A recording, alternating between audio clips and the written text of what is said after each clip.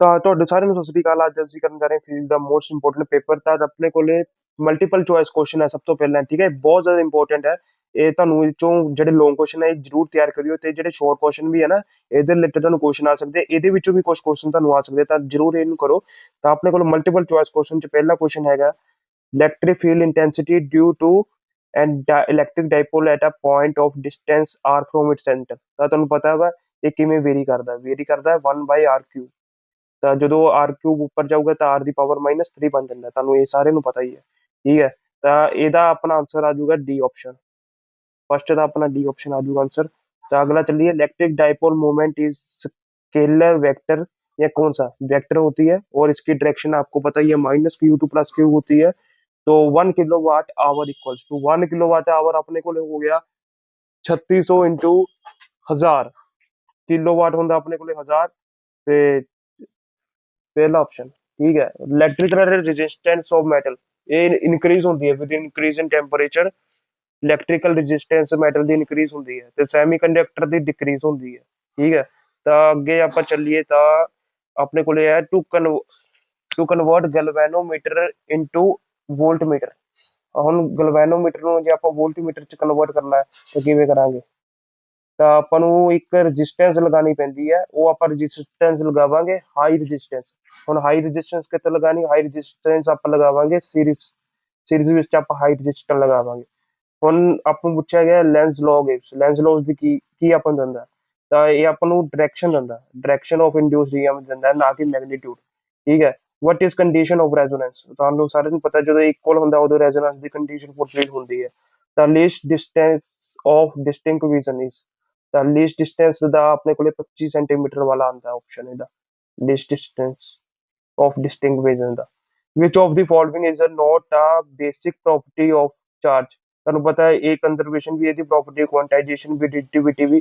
Charge vector quantity ਨਹੀਂ ਹੁੰਦਾ, ਇਹ ਆਪਣਾ ਮਤਲਬ ਕਿ ਇਹਨਾਂ ਨੇ ਪੁੱਛਿਆ ਕਿਹੜਾ ਗਲਤ ਹੈ ਇਹਨਾਂ ਚੋਂ, ਠੀਕ ਹੈ। ਚਾਰਜ ਵੈਕਟਰ ਕੁਆਂਟੀਟੀ ਨਹੀਂ ਹੁੰਦਾ, ਸਕੇਲਰ ਕੁਆਂਟੀਟੀ ਹੁੰਦਾ, ਤਾਂ ਕਰਕੇ ਆਪਾਂ ਆਪਣਾ ਆਪਸ਼ਨ ਚੂਜ਼ ਕਰ ਲਿਆ।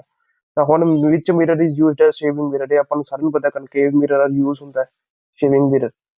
ਤਾਂ ਇਹਨਾਂ ਨੇ ਪੁੱਛਿਆ ਹੈ the formation of mirage is explained by, ਕਿਹੜੀ ਚੀਜ਼ ਨਾਲ ਇਹਨੂੰ ਐਕਸਪਲੇਨ ਕਰ ਸਕਦੇ ਆਪਾਂ? ਟੋਟਲ ਇੰਟਰਨਲ ਰਿਫਲੈਕਸ਼ਨ ਵਾਲਾ ਜਿਹੜਾ ਇਹ ਆਪਸ਼ਨ ਹੈ ਇਹ ਆਪਣਾ ਸਹੀ ਹੋ ਜਾਊਗਾ।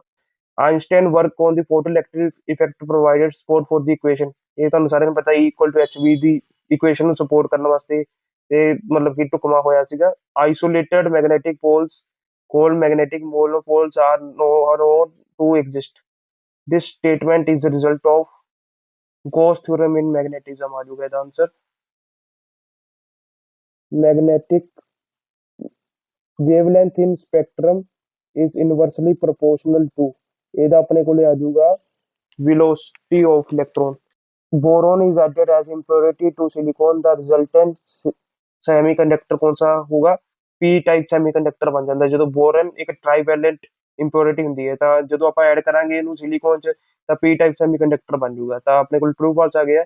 when forward biasing is applied to pn junction, width of depletion layer increases, ਇਹ false ਆ ਜਾਊਗਾ ਕਿਉਂਕਿ decrease ਹੁੰਦੀ ਹੈ।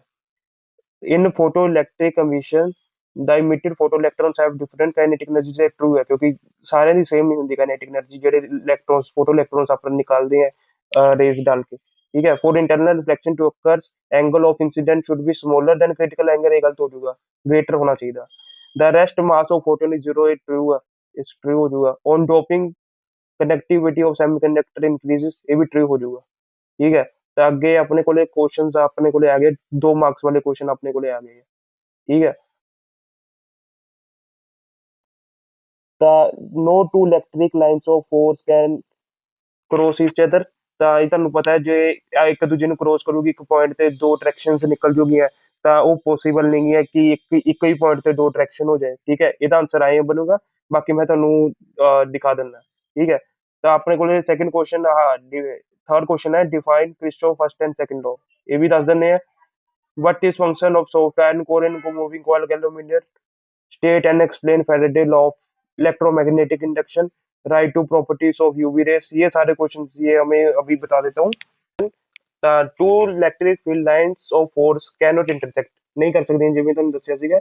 There will be two directions, ਜਿੱਥੇ ਉਹ ਇੰਟਰਸੈਕਟ ਕਰੂਗਾ ਨਾ ਜਦੋਂ ਆਪਾਂ ਟੈਂਜੈਂਟ ਡਰਾ ਕਰਦੇ ਆ ਉੱਤੇ ਦੋ ਡਾਇਰੈਕਸ਼ਨ ਬਣ ਜੂਗੀ ਇਲੈਕਟ੍ਰਿਕ ਫੀਲਡ ਲਾਈਨਸ ਦੀ, ਜਿਹੜਾ ਕਿ ਪੋਸੀਬਲ ਨਹੀਂ ਹੈਗਾ ਗਾ, ਠੀਕ ਹੈ।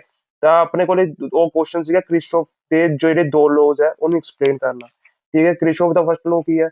the sum of current flowing through junction is equal to sum of flowing out of the junction। ਜਿਹੜਾ ਕਰੰਟ ਅੰਦਰ ਜਾ ਰਿਹਾ ਉਹੀ ਕਰੰਟ ਬਾਹਰ ਆਣਾ ਚਾਹੀਦਾ ਹੈ।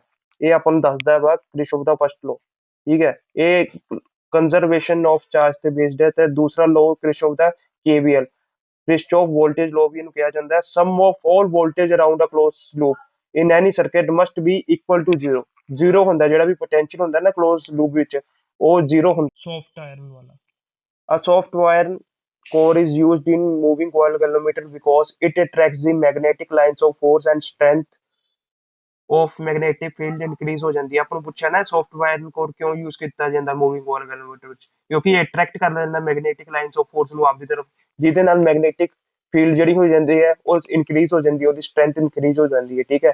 ਤੇ ਇਹ ਗਲਵੈਨੋਮੀਟਰ ਨੂੰ sensitive ਬਣਾ ਦਿੰਦਾ moving coil galvanometer ਨੂੰ, ਠੀਕ ਹੈ। ਆਪਣੇ ਕੋਲ ਫੈਰਾਡੇ ਦੇ ਜਿਹੜੇ ਲੋ ਆ ਉਹ ਪੁੱਛੇ ਗਏ ਆ। ਫੈਰਾਡੇ ਦਾ ਫਸਟ ਲੋ ਹੈ ਜਿਹੜਾ ਆਪਣੇ ਮੈਗਨੈਟਿਕ ਫਲਕਸ ਹੈ ਨਾ, ਜਿਹੜਾ ਮੈਗਨੈਟਿਕ ਫਲਕਸ ਕਲੋਜ਼ ਕੰਡਕਟਰ ਜਾਂ ਕਲੋਜ਼ ਕੋਇਲ ਨਾਲ ਲਿੰਕ ਹੁੰਦਾ ਹੈ, ਉਹ ਚੇਂਜ ਕਿਵੇਂ ਹੋਊਗਾ, ਠੀਕ ਹੈ। ਦਾ ਇੰਡਿਊਸਡ EMF, ਜਿਹੜਾ ਇੰਡਿਊਸਡ ਹੋ ਗਿਆ EMF, ਉਹ ਲਾਸਟ ਲੋਂਗ ਕਰੂਗਾ ਐਜ਼ ਜਿਵੇਂ ਮੈਗਨੈਟਿਕ ਫਲਕਸ ਜਿਹੜਾ ਚੇਂਜ ਹੋ ਰਿਹਾ ਉਹ ਕੰਟੀਨਿਊ ਰਹੂਗਾ। ਤਾਂ ਫੈਰਾਡੇ ਦਾ ਸੈਕੰਡ ਲੋ ਆਪਣੇ ਕੋਲ ਹੈਗਾ induced EMF is closed as it is directly proportional to rate of change of magnetic flux।